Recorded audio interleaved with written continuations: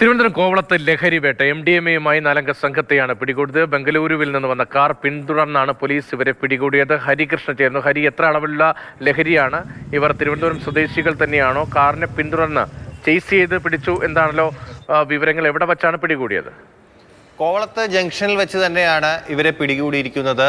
ശ്യാമോഹൻ എന്നാണ് പ്രതിയുടെ പേര്. ശ്യാമോഹന്റെ ഭാര്യ രശ്മി, കൂടാതെ 3 പേർ, കൂടാതെ 2 പേർ, അങ്ങനെ 4 പേരെയാണ് കാറിൽ എത്തിയ സംഘത്തെ പിടികൂടിയിരിക്കുന്നത്. സിറ്റി ഡാൻസ് ഓഫ് സംഘത്തിന് ലഭിച്ച രഹസ്യ വിവരത്തിന്റെ അടിസ്ഥാനത്തിലായിരുന്നു പരിശോധന നടന്നത്.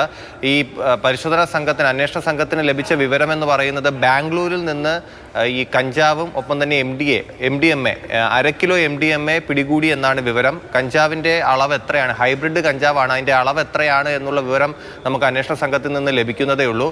ഈ കന്യാകുമാരി വരി, ബാംഗ്ലൂരിൽ നിന്ന് ഇത് ശേഖരിച്ച് കന്യാകുമാരി വരി ബൈപ്പാസ് റോഡ് വഴി വരികയായിരുന്നു. ആ സമയത്ത് ഇവർക്ക് കിട്ടിയ വിവരത്തിന്റെ അടിസ്ഥാനത്തിൽ അന്വേഷണ സംഘം ഇവരെ ഫോളോ ചെയ്തു. ഇവരെ പിന്തുടർന്ന് കോവളം ജംഗ്ഷനിൽ എത്തിയപ്പോഴാണ് ഇവരെ പിടികൂടിയത്. ഇതിനു മുമ്പ് ഈ ശ്യാംകുമാർ എന്ന് പറയുന്ന ആൾ ഇതിനു മുമ്പ് ഈ ഇതുപോലുള്ള കഞ്ചാവ് കേസുമായി ബന്ധപ്പെട്ട് കേസുകൾ ഈ ശ്യാമോഹന്റെ പേരിലുണ്ട്. ഹരികൃഷ്ണയാണ് വിവരങ്ങൾ നൽകിയത്. കോവളത്ത്